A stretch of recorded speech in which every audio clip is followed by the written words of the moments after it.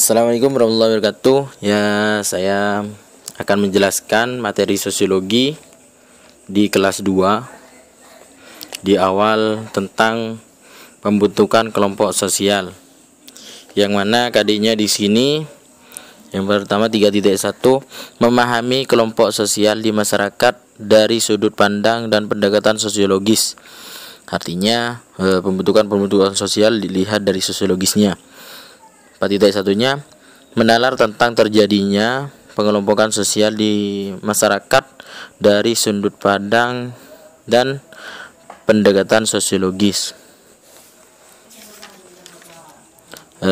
Karena sudah tahu dengan saya, kalian bisa lihat juga di LKS-nya di halaman pertama sampai nanti penjelasan terakhir. Manusia merupakan makhluk sosial yang akan selalu hidup dalam kelompok. Bahkan tanpa disadari, manusia telah menjadi anggota suatu kelompok sejak ia lahir. Manusia tidak dapat lepas dari kelompok. Hal itu disebabkan karena adanya kenyataan bahwa upaya manusia untuk memenuhi berbagai kebutuhan hidupnya akan lebih produktif dan efektif diperoleh dalam kehidupan kelompok. Dalam suatu masyarakat, kita menemukan banyak kelompok masyarakat yang memiliki karakteristik berbeda-beda. Pada bab ini kita akan menjelaskan tentang pembentukan kelompok sosial. Untuk lebih jelasnya, jangan lupa like, komen, dan subscribe. Baik, di sini pembentukan kelompok sosial. Apa yang dikatakan kelompok sosial itu? Berapa banyak dikatakan kelompok? Seperti apa? Seperti akan diulas di video kali ini.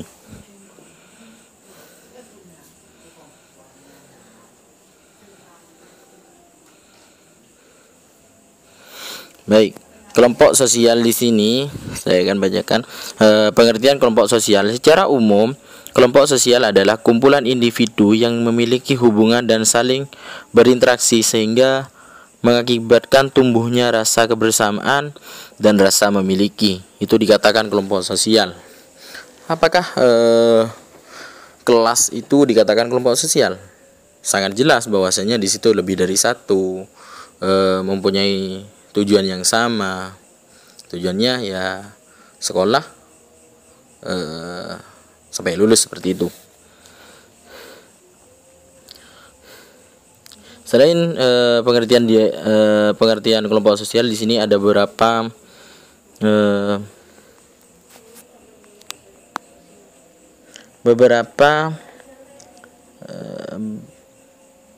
kelompok sosial sebagai berikut.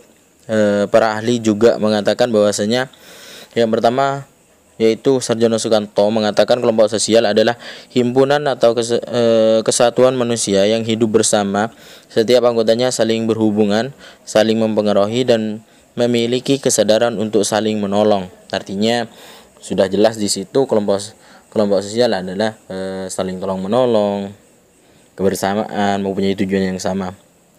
Sedangkan Paul Holton juga menjelaskan yaitu kelompok sosial sebagai kumpulan manusia yang memiliki kesadaran akan anggotanya dan saling berinteraksi.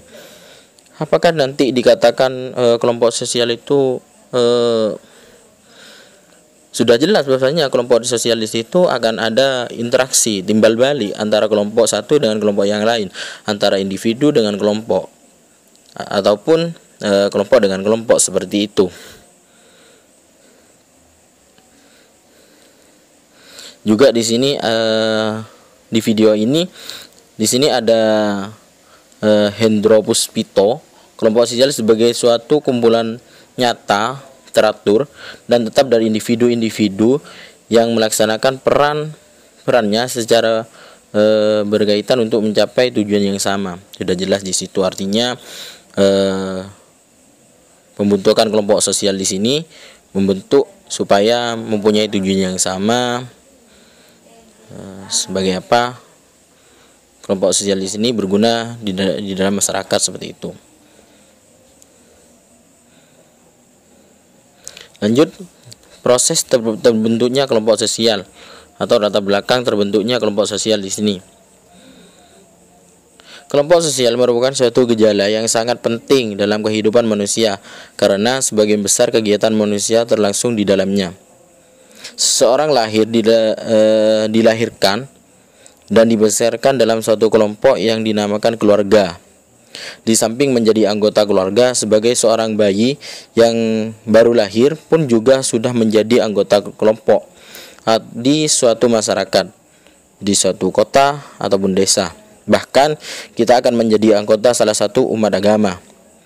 Warga suatu suku, bangsa, atau kelompok etnik, warga rukun tetangga, warga rukun kampung, dan warga negara Indonesia. Jika pada tahap awal pergaulan hidup, interaksi cenderung terbatas hanya dengan anggota keluarga, maka dalam tahap berikutnya mulai menjadi dan mengadakan interaksi dengan kelompok-kelompok lain, mulai dari kelompok teman bermain atau sebaya atau bergrup, kelompok bergaulan di sekolah, kelompok interaksi di sekolah.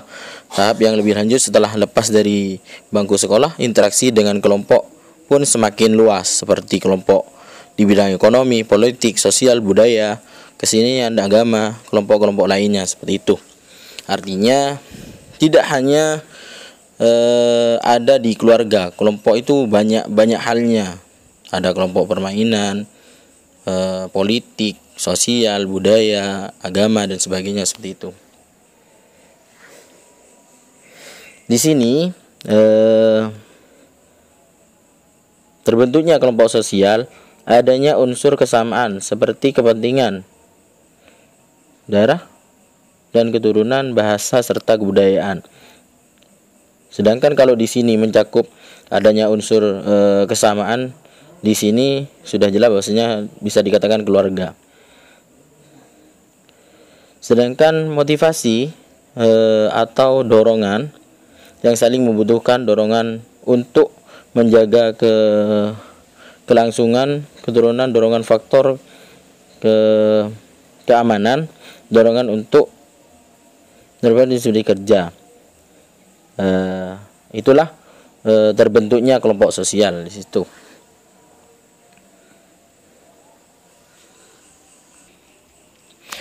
Kalau kita lihat di LKS halaman 3, di sini ada beberapa pembagian tentang kelompok. Yang pertama ada kelompok statistik, kelompok kemasyarakatan, kelompok sosial, kelompok asosiasi.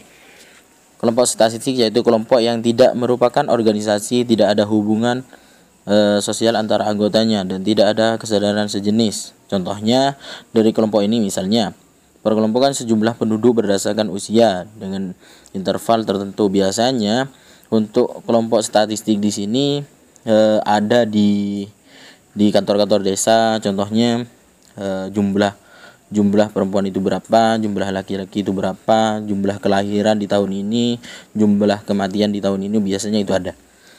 Yang kedua yaitu kelompok kemasyarakatan. Kelompok yang berdasarkan atas kesadaran akan persamaan diantaranya anggota, belum ada kontak dan komunikasi, yang belum ada kepentingannya bersama. Contohnya dari kelompok ini misalnya hasil sensus penduduk yang menunjukkan jumlah wanita dengan pria. Sudah jelas itu bisa hubungan dengan nanti kelompok statistik.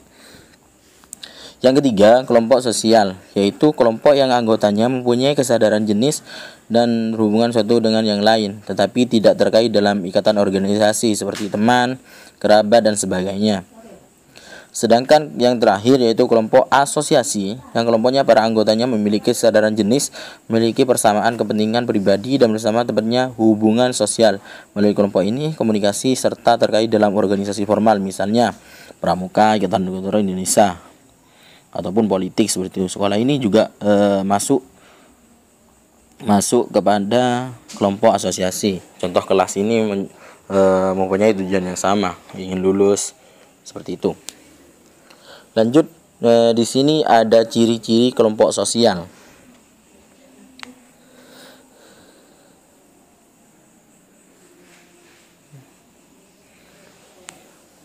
Baik, di sini ciri-ciri kelompok sosial memiliki struktur sosial yang setiap anggotanya memiliki status dan peran tertentu. Yang kedua, memiliki norma yang mengatur hubungan di antara para anggotanya. memiliki kepentingan bersama, adanya interaksi dan komunikasi di antara para anggotanya. Sudah dikatakan kelompok apabila sudah memenuhi 4 syarat ini. Memiliki struktur sosial, setiap anggotanya memiliki status dan peran tertentu, memiliki norma, memiliki kepentingan bersama, adanya interaksi. Sudah jelas di situ, artinya untuk mencakup kelompok sosial, mencakup keempatnya ini sudah bisa dikatakan kelompok sosial. Di sini memiliki struktur seperti misal ada ketua, ada wakil, ada sekretaris, ada bendahara. Memiliki norma di situ. Artinya kelompok yang ada di situ sudah mempunyai aturan yang ada dari hal yang tidak boleh dilakukan seperti itu yang dikatakan normanya. Memiliki kepentingan bersama, contohnya politik biasanya ingin memenangkan pemilihan, itu mempunyai kepentingan yang sama. Adanya interaksi sudah jelas di situ, pasti ada interaksi.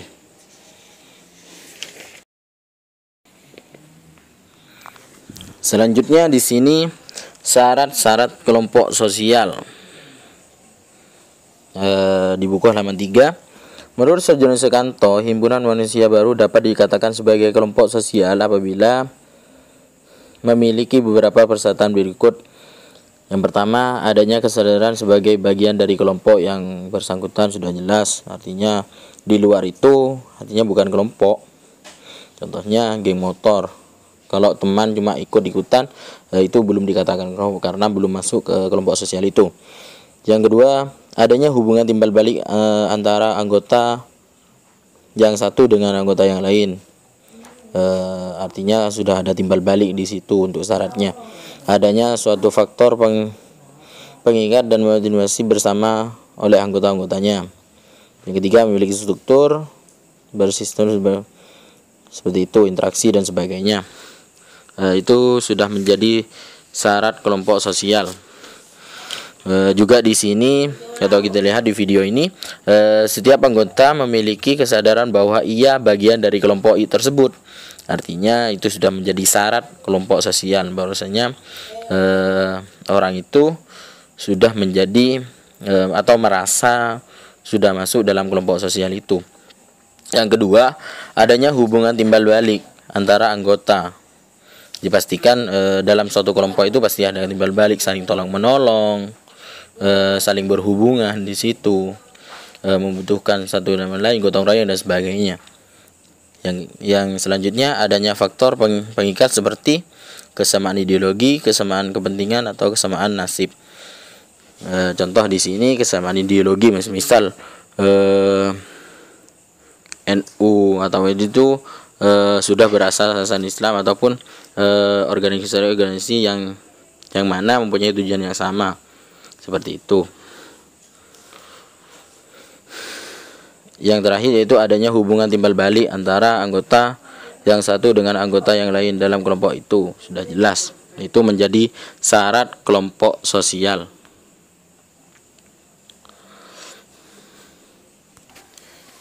Baik, sampai di sini mungkin ada yang ditanyakan. Kalau ada, nanti kalian bisa lewat chat via WhatsApp. Kalian bisa chat ke saya untuk pertanyaan-pertanyaannya. Nanti saya jawab secara langsung di grupnya. Ketika ada pertanyaan, misal bertanya di grup masalah sosiologi, saya akan jawab di grupnya. Silahkan yang mau bertanya, kalian bebas bertanya tentang sosiologi dari hakikat terbentuknya sosiologi. Apakah kelas itu dikatakan kelompok sosial? Sudah jelas, karena di situ mempunyai fungsi, mempunyai struktur, seperti itu. Silahkan yang mau bertanya, kalian bisa lewat via WhatsApp. Saya tunggu. Jika nantinya kurang jelas dengan video ini, kalian bisa langsung datang ke sekolah, bertanya mana yang tidak dimengerti, apa permasalahannya, nanti kita bahas bersama-sama. Bisa datang ke sekolah, jangan banyak-banyak, jangan bergelombol kan seperti itu, karena ada COVID di sini. Artinya kalian bisa tanya langsung kepada saya, bisa bertemu di sekolah seperti itu. Kalau ingin bertanya, saya buka pertanyaan di sini. Silahkan chat saya via WhatsApp di situ, atau kalian komentar di video ini, seperti itu.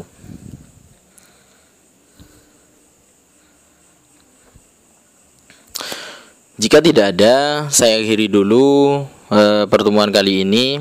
Kurang lebihnya mohon maaf. Wassalamualaikum warahmatullahi wabarakatuh.